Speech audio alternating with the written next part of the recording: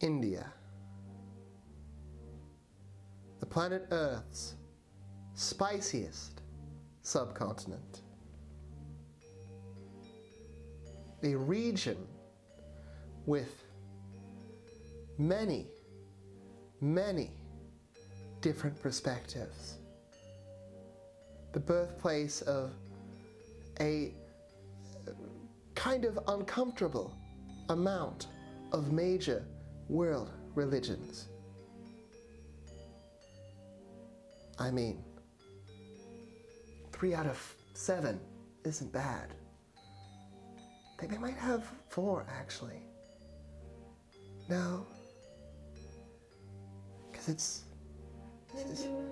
the top 5. The top 5 are what? Islam, Christianity, not necessarily in that order. Buddhism, Hinduism, and I want to say Taoism. Islam, Christianity. And Hinduism and Buddhism, they're all India. Land where they found their roots. And they've got Sikhism, which is top 7 or 8, Sikhism? Somewhere in there. I think that's it. I think that's where we hit our limit. I think so too. Yes, yes. They've got a lot of stuff in India. Yes. India has many, many, many things in it worth discussing, worth seeing, worth tasting. But one thing India most certainly does not have is a ancient old bones, a skeletal conglomerate thirsty for vengeance upon the keeper of spooky tales. It in no way awaits within that land when it could be roaming central Ohio seeking the delicious marrow of the keeper of spooky tales and his disgusting, fleshy companion. Yes, he is certainly not in the Near East when he could be sucking the marrow from the keeper's bones, like the keeper sucked the timbers out of my already weakened ship. India has so much to offer us historically.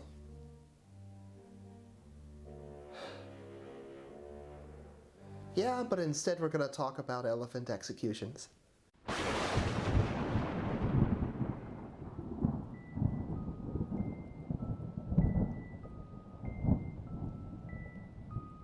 Death by elephant. It's bad, it's grisly, and it's a gnarly way to go out, no matter how you roll those deadly dice. Elephant executions were common throughout Asia at differing periods of time and in differing places. However, India has a certain special history of the practice. It is said that the Sultan Muhammad bin Tughlaq, Sultan of Delhi from 1325 to 1351, had a certain propensity for the practice. Thanks. It is said that he had a certain propensity for the practice. You see, he would not simply have his victims crushed, as was most common, when it came to elephant executions. But he would often have his elephants play a very special game of catch with his prisoners. You see, he had them equipped with extra dental blades for their tusks. And these were used for the slicing and dicing of the elephant's new playmates. Pretty gnarly stuff. It's little wonder they called him the Mad Sultan. Well, I do suppose that it doesn't help that he tried a lot of overly ambitious practices, attempting to move the capital at the least opportune time, failing a couple of wars, and generally experimenting with sorts of economics that were a good bit out of date in the region. Ironically, the mentally dubious Sultan's reign had begun when his father and brother met a unfortunate fate while inspecting a parade of elephants. It seems the pavilion they were on simply wasn't up to code. Such a tragic elephant-related accident. It's a shame, really. If the young man had had a chance to develop patience while waiting for his throne, he may have made less hasty and ambitious decisions. Well, I suppose hindsight for such things is 20/20. It would seem that the Sultan's unfortunate tragedies did not motivate any sort of disdain for elephants or for elephant parades. You see, he would often throw special parades with his Mongol prisoners. They were sort of the front of the parade, you see, and then the bottom of the parade, if you catch my meaning. Yes. A glorious parade and a wonderful foot massage, all thrown into one, very generous for prisoners of that time. So gloriously squishy. It's ironic, again, because centuries after the decline of the Sultanate of Delhi, a decline brought on by Muhammad bin Tughlaq, no less, the Mughal Empire would rise in the region, a sort of Mongol-descended empire, and they would often have a certain preference for elephant executions, suppressing rival religious philosophies and political leaders with this brutal practice. I suppose what they say about karma is true after all. What goes around tramples your head into the ground.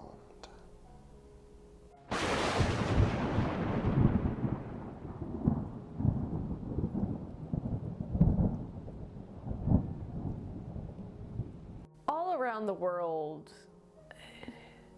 there are many places that don't portray witches in a positive light. More often than not, they're seen as kind of the bad guys of the story. It's not a very flattering image.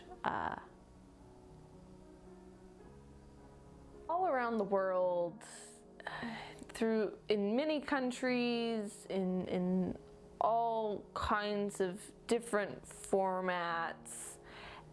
Witches are kind of portrayed in a bad light. They're kind of the bad guys.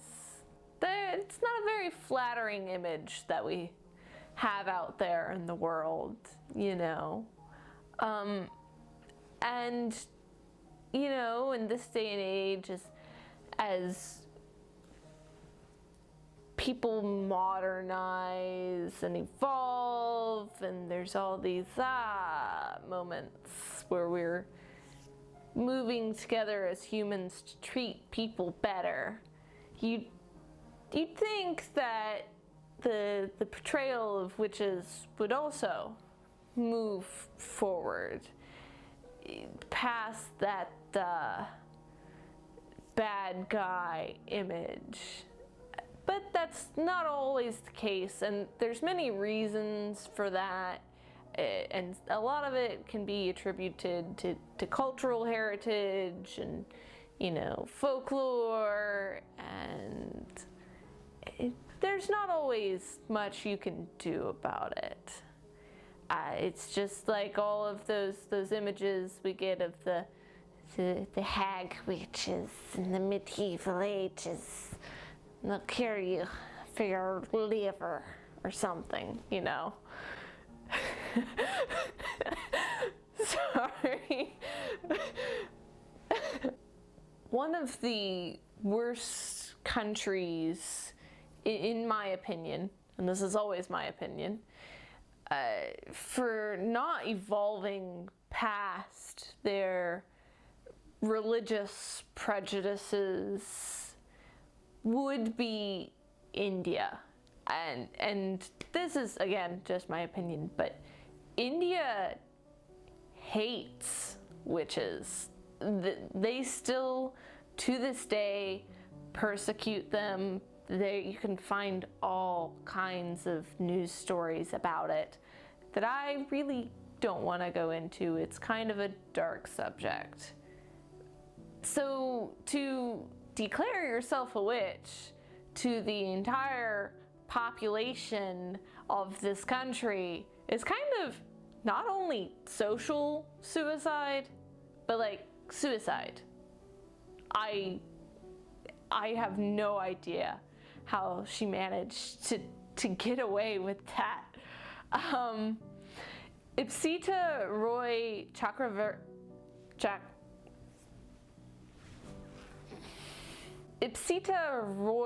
Chakravarti. She was born, and probably this is why she wasn't persecuted as much. She was born to, her mother was part of the royal family in India, and her father was a diplomat. Or some royal family in India. I don't know how Indian royal families work. I don't know which one. I forgot to write it down because I'm bad at this. Anyways, her family had connections. Her father, her whole family went to Canada, where she spent most of her formative years, and was introduced to Wiccan ideology and a couple of different covens there, and decided, this is gonna be my thing. I like this. Her family eventually moved back to India, and she got married, and she's having a happy life, and then she declares to the entire Indian public in 1986 that she's a witch, and she starts practicing openly. I really am in awe that she would ever come forward with such a declaration. I mean, everybody heard about it after that. There was news coverage for, oh goodness, forever, all kinds of different stories out there. The only way, if you lived in India and you didn't hear about Ipsita being a witch, would be if you literally lived under a rock. That's how much of a sensation it was. I could not even begin to imagine. And of course, Ipsita doesn't let it slow her down any. She founds a couple of foundations to, help other witches in India, and some of them become persecuted and kind of murdered. You can't win them all, right? She fixes up tons of temples that I didn't write the names of down.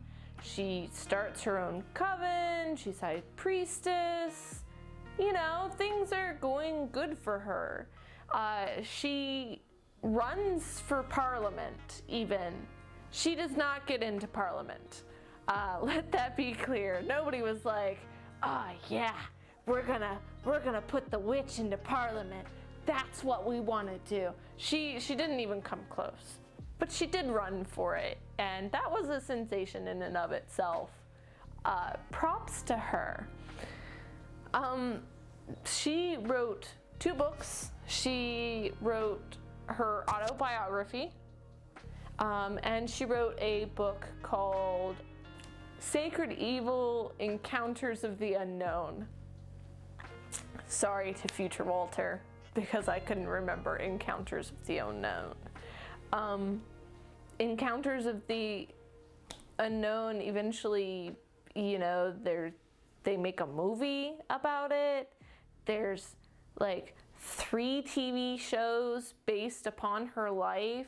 She used her coming out to really bring forth knowledge about what neo-paganism, Wiccan beliefs were to the Indian public.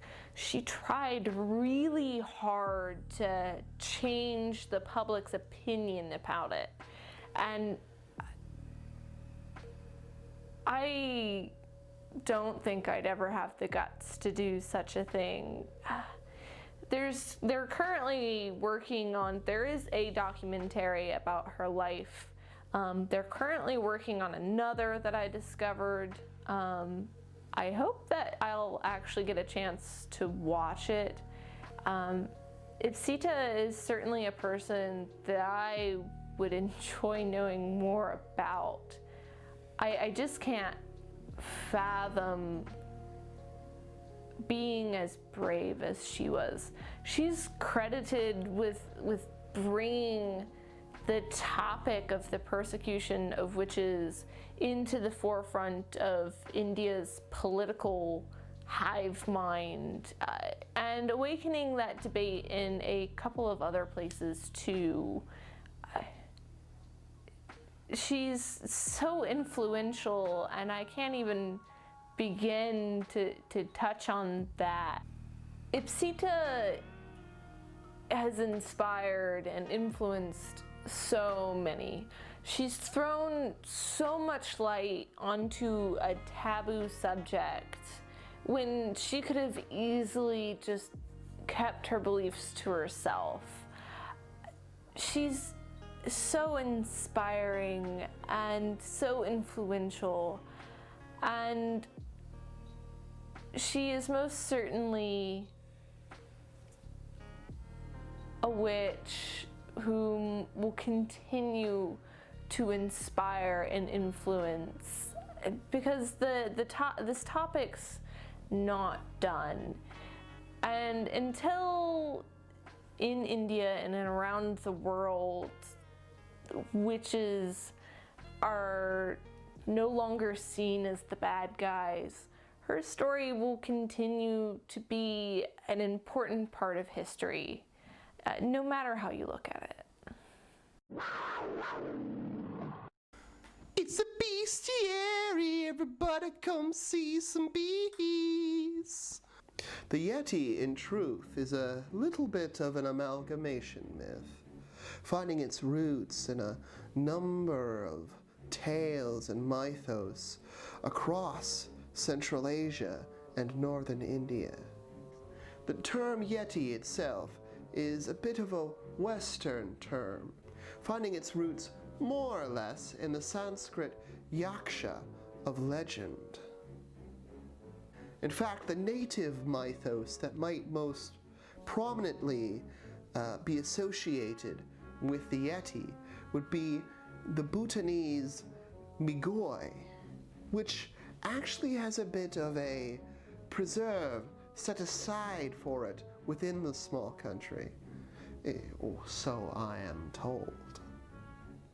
Many other creatures fall within this sort of wild man archetype, ranging from the Mongolian Alma to the Phlo Hmong of ancient Tibetan folklore.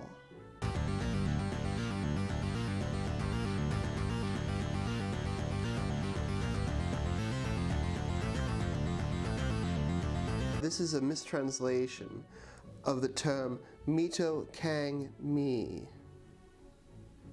meaning unwashed bear man, in a language which I neglected to remember in the course of writing this script. This mistranslation was propagated in the year 1921 in Darjeeling, India, by a journalist, Henry Newman. Newman picked up and began propagating this misinformation after an interview with one Charles Howard Berry, who did the original mistranslating from a Sherpa scout. You may laugh to yourself, viewer. The abominable snowman? More like the abominable snow ham, you might say to yourself. There is no big hairy beast within the Himalayas looking to eat my flesh. Well, young ones, know this. Even should the Yeti be a simple myth, its sightings are not necessarily wholesale falsehood, for there are many delightful, hungry, voracious bears within the wilds of Central Asia. And a bear upon its hind feet is a wild man of sorts. At least, it's as good as any wild man could get when it comes to clawing and eating of delicious humans. Whatever the name, wild bear, Alma, Myuu, the creature is an apex predator to be feared or respected in turn. As an interesting side note, that Tibetan archetype, the Phlo Hmong, which I struggle excessively to say because I have no idea how to accurately pronounce it. It's interesting because they have sort of a tied ancestry to humans. You see, the incarnation of a deity procreated with a mortal animal to create humans, and more specifically, these wild, hairy men, who are sort of either the common ancestors of man, or share a common ancestor to man. I find that fascinating, as the folklore is truly old, and certainly has a scientific, evolutionary taste to it, a delicious, sugary flavor to soothe a scientist's soul, for sure. Respect the wilds of Central Asia, my young ones. A strange place, some might say, but a place, I say, where myth and legend can come to life, where history lies buried beneath sand and stone, and a place haunted, if you ask me, by fearsome yetis. Fear the cliff beasts, young ones, lest a lovely mountain stroll take a deadly toll.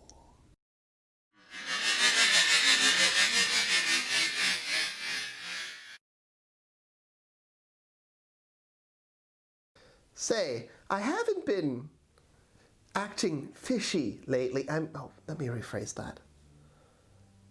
Behaving in a uncouth manner. I haven't been scary. No. Have I been janky lately? What's so funny? How dare you laugh at my disquiet? You. Forgiveness. Simpering sorcerer. I am no sorcerer. You wackadoo witch. You wannabe warlock. You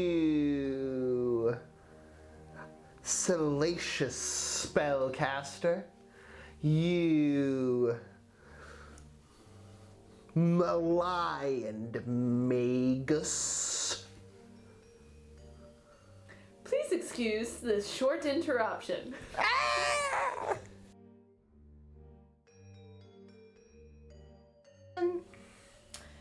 For what it is worth, he has been a little stranger than normal. Oh, no matter. Thank you all for watching this video today. And thank you to our Patreon donors, DKS1 and Opossum number 1. Your donations truly make this possible. Stay spooky. Stay spooky. It's clicked. Old lady. Leave me alone, I'm cold. Oh, you did that in character. Wow. India. Oh, okay. Just gonna scratch your face in the middle of my take, I see. I'm sorry, I didn't realize you were starting. Okay, I'm done scratching my nose. India.